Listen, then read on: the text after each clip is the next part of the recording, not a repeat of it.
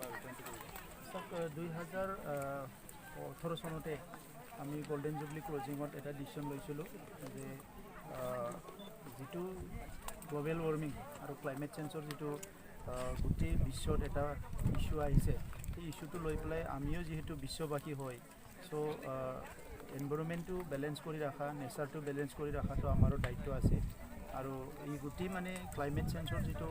প্ৰক্ৰিয়া আগবাঢ়ি গৈছে এইটো মানে বেলেঞ্চ কৰাটো আমাৰো দায়িত্ব আছে এই হিচাপে আমি 2018 চনতে ডিচিশ্যন লৈছিলোঁ যে প্ৰতি বছৰতে আমি বৃক্ষৰোপণ কৰিম আৰু 5 বছৰত আমি 30 লাখ বৃক্ষৰোপণ কৰিম বুলি আমি এটা ডিচিশ্যন লৈছিলোঁ সেই হিচাপে যোৱা বছৰো আমি কৰিছোঁ এই বছৰো কৰিছোঁ আৰু এই বছৰ স্পেচিয়েলি এই মানাছত আমি যিবিলাক গছে ফল দিয়ে যি ফলবিলাক মানুহৰ পৰা আদি কৰি জীৱ জন্তুৱে খায় এই বিশেষকৈ ফলৰ গছ বেছিকৈ ৰোৱাৰ কাৰণে আমি এটা প্লেনিং লৈছোঁ কিয়নো মেন এনিমেল কনফ্লিক্ট বহুত চৰ্চা হৈ আছে ওদালগুৰি ডিষ্ট্ৰিক্টত বিশেষকৈ BTC এৰিয়াত দেখিবলৈ পাইছে যে বহুত বাঢ়ি গৈছে গতিকে আজি এনিমেলবিলাকৰ যদি জংঘলত থাকি পেলাই খাবলৈ নাপায় থাকিবলৈ ঠাই নাপায় তেখেতসকলে নিশ্চয় অইন এৰিয়াবিলাকত গুচি যাব গতিকে সেইকাৰণে তেখেতসকলৰ ঘৰতে নিজৰ যিটো হেবিটেশ্যন ইয়াত যাই পেলাই তেখেতসকলক যদি প্ৰভাইড কৰা যায় তেখেতসকলে হয়তো তাত থাকিব তেনেকুৱা এটা ধাৰণা লৈ পেলাই আমি প্লেণ্টেশ্যন কৰাৰ কাৰণে চিন্তা কৰিছোঁ আৰু আনপিনেদি যিটো গ্ল'বেল ৱাৰ্মিঙৰ যিটো কথা যে দৈনন্দিন যিটো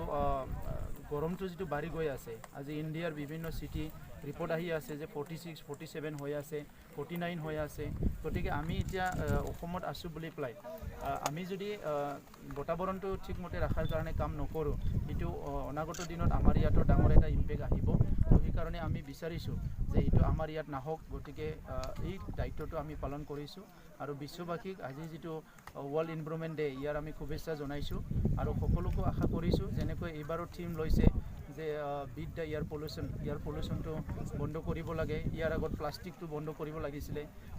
এটা থিম লৈছিলে আমি চৰকাৰক অনুৰোধ কৰিছোঁ যে সেইটো অকল লিপ ছাৰ্ভিচ হ'ব নালাগে যে এটা ডিচিশ্যন ল'ব লাগে যে যেনেকৈ নহয় প্লাষ্টিকটো বন্ধ কৰিব লাগে আৰু ইয়াৰ লগতে এয়াৰ পলিউশ্যন যিবিলাক হৈ আছে আজি কোল বা যিবিলাক ইণ্ডাষ্ট্ৰি হেভি ইণ্ডাষ্ট্ৰিবিলাক সেই ইণ্ডাষ্ট্ৰিবিলাক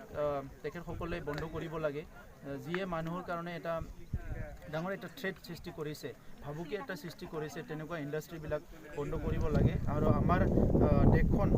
এটা ভাল এটা এনভাইৰনমেণ্ট এটা সৃষ্টি কৰিব লাগে সেইটো অহা প্ৰজন্মৰ কাৰণে খুব মানে প্ৰয়োজন হ'ব তো সেইকাৰণে আজি যিবিলাক কামবিলাক যিবিলাক কাৰণত যিবিলাক ডেভেলপমেণ্টৰ কাৰণে বা যিবিলাক এক্টিভিটিৰ কাৰণে এয়াৰ পলিউশ্যন হৈছে ৱাটাৰ পলিউশ্যন হৈছে লেণ্ড পলিউশ্যন হৈছে বা আমাৰ ফৰেষ্ট অঞ্চল যিটো ধ্বংস হৈছে এই গোটেই সমস্যাবিলাক সমাধান কৰাৰ কাৰণে এটা সলিউশ্যন চৰকাৰক আমি ল'বলৈ দাবী কৰিছোঁ আৰু ইয়াৰ লগতে যেনেকৈ man animal conflict man forest কনফ্লিক্টো চলি আছে সেইটো এটা ডিক্লেয়াৰ নহয় আনডিক্লেয়াৰভাৱে যে মানুহে আজি থাকিবলৈ জাগা নাপায় ফৰেষ্ট অঞ্চলত থাকিব লগা হৈছে গতিকে সেইটো এটা ডাঙৰ ইছ্যু সেইকাৰণে গভৰ্ণমেণ্ট অফ ইণ্ডিয়াই যিটো আইন বনাইছিলে ফৰেষ্ট ডুৱেলাৰ্ছ এক্ট সেইটো পাৰ্মানেণ্টলি এটা ইমপ্লিমেণ্ট কৰি পেলাই এটা সোনকালে এটা সলিউশ্যন আনিব লাগে যাতে যিখিনি ফৰেষ্ট আছে সেই ফৰেষ্টখিনি আমি বাচাই ৰাখিব পাৰোঁ আৰু সেই ফৰেষ্ট অঞ্চলত আমাৰ যিবিলাক হেৰিটেজ আছে সেই হেৰিটেজটো বাচাই ৰাখিব পাৰে এই কথাটো লক্ষ্য ৰাখি পেলাই যাতে চৰকাৰে এটা পলিচি লয় আৰু আমি তাত সহযোগ কৰিম আৰু আজি মাউজি গেণ্ড্ৰিৰ পৰা আদি কৰি যিসকলে ইয়াত সহযোগ কৰিলে আমি ধন্যবাদ জনাইছোঁ আৰু অনাগত দিনত আপোনালোকৰ সকলোৰে সহযোগত আমাৰ যিটো টাৰ্গেট আমাৰ যিটো এক্সপেক্টেশ্যন সেইটো ফুলফিল কৰিব পাৰিম আৰু এটা ভাল এটা বায়'ডাইভাৰ্চিটি আমি ইয়াত সৃষ্টি কৰিব পাৰিম আমি এইটোকে আশা কৰিছোঁ পৰিৱেশ বিপ্লৱ বুলি ক'ব খুজিছে নিশ্চয় এইটো পৰিৱেশ বিপ্লৱ আৰু সেইটো অকল আমাৰ ইয়াত নহয় গোটেই বিশ্বতে আজি সজাগ হৈ আহিছে কিয়নো আজি মানুহৰ সকলো চিটিবিলাকত এটা চিভিলাইজেশ্যনৰ নামত ভাল এটা জীৱন বিচাৰি পেলাই যিটো আৰ্বানাইজেশ্যন কৰিলে তাৰ নামত যিখিনি পলিউশ্যন আজি সৃষ্টি হ'ল ইয়াক লৈ পেলাই মানুহে মানে বহুত এটা হাৰাশাস্তি হৈছে এটা ডিফিকাল্ট চিটুৱেশ্যন ফেচ কৰিছে গতিকে পুনৰ সেই মানুহবিলাকে আজি ফৰেষ্ট বা আমাৰ যিবিলাক অঞ্চল আছে ৰিম'ট অঞ্চল ভিলেজ সেইবিলাকত আজি উভতি অহাটো দেখিবলৈ পাইছোঁ কিন্তু অলৰেডি